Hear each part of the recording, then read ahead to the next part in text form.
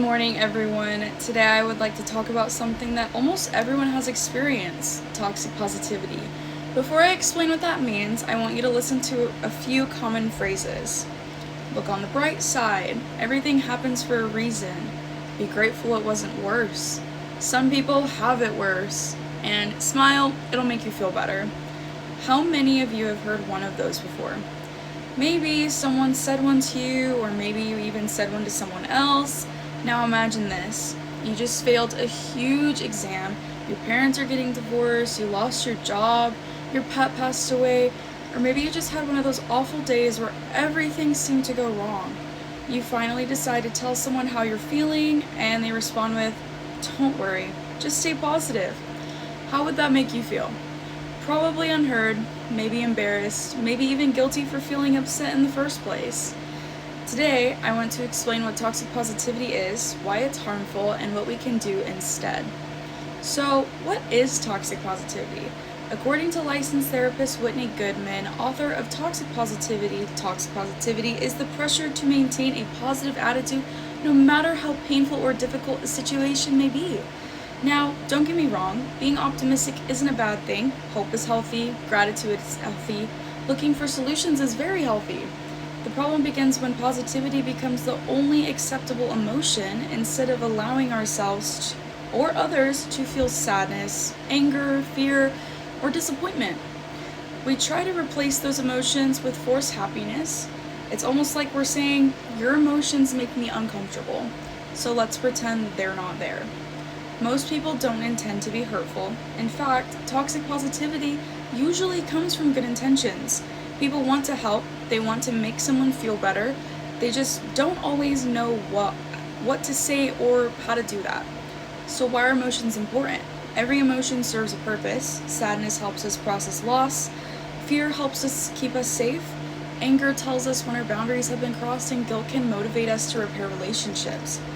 Even anxiety, although uncomfortable, can prepare us for challenges. Imagine if your car had a warning light that came on every time something was wrong. Now imagine covering that light up with a piece of tape. Did the problem go away? No, you just stopped paying attention to it. Our emotions work the same way. Ignoring them doesn't solve the problem, it simply delays dealing with it. So what does the research say? This isn't just someone's opinion. Psychologists have been studying emotions for decades. Researchers James Gross and Oliver John found that people who frequently suppress their emotions tend to experience lower well-being, lower relationship satisfaction, and higher levels of stress. In other words, pretending everything is fine doesn't actually make everything fine. Another study published in the Journal of Personality and Social Psychology found that people who accepted negative emotions instead of judging or avoiding them had better psychological health over time. This may seem surprising. Accepting sadness doesn't make people more depressed. It actually helps people recover more effectively. When we allow ourselves to experience emotions, we're better able to process them, learn from them, and eventually move forward. How toxic positivity affects relationships. Think about the last time someone came to you with a problem.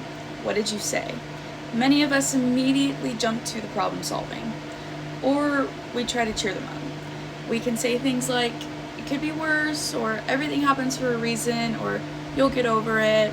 Again, those comments usually come from kindness, but they can accidentally send a different message. They tell the other person, "Your feelings are too uncomfortable to talk about." When people feel dismissed, they are less likely to open up over time. That can weaken relationships, families, and romantic relationships, and friendships. What should we say instead? Here's the good news. You don't need to have perfect advice. Most people aren't looking for someone to solve their problems. They're looking for someone who will just simply listen. Instead of saying, "Look on the bright side," try saying, "That sounds really difficult." And instead of saying, "Everything happens for a reason," you can say, "I'm sorry you're going through this." Instead of, "It could be worse," say, "I understand why you feel this way." Sometimes the most supportive sentence in the English language is simply, "I'm here for you." Those 4 words let someone know that they don't have to go through a difficult moment alone. If you're the one asking for support, The responsibility doesn't only fall on your listener. If you're the one that's struggling, it's okay to tell people what you need. Sometimes you want advice, sometimes you just need someone to listen, and sometimes you just want a hug.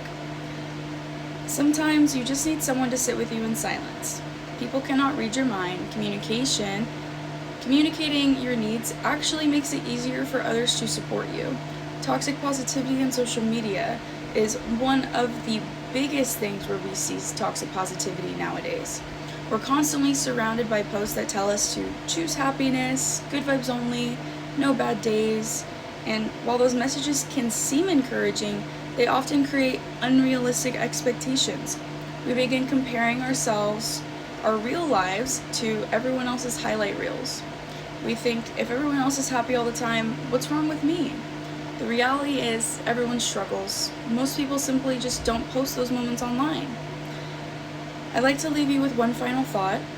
Being emotionally healthy doesn't mean that you're happy all the time. It means that you're able to experience a full range of human emotions without feeling ashamed of them. Happiness has a purpose, but so does sadness, so does fear, so does disappointment, and the goal isn't to eliminate difficult emotions. The goal is to learn from them, work through them, and support others while they do the same. The next time someone trusts you enough to share what they're going through, remember, they probably don't need you to fix all of their feelings. They simply just need you to acknowledge them. Sometimes the kindest thing we can say isn't stay positive, it's I'm listening. Thank you.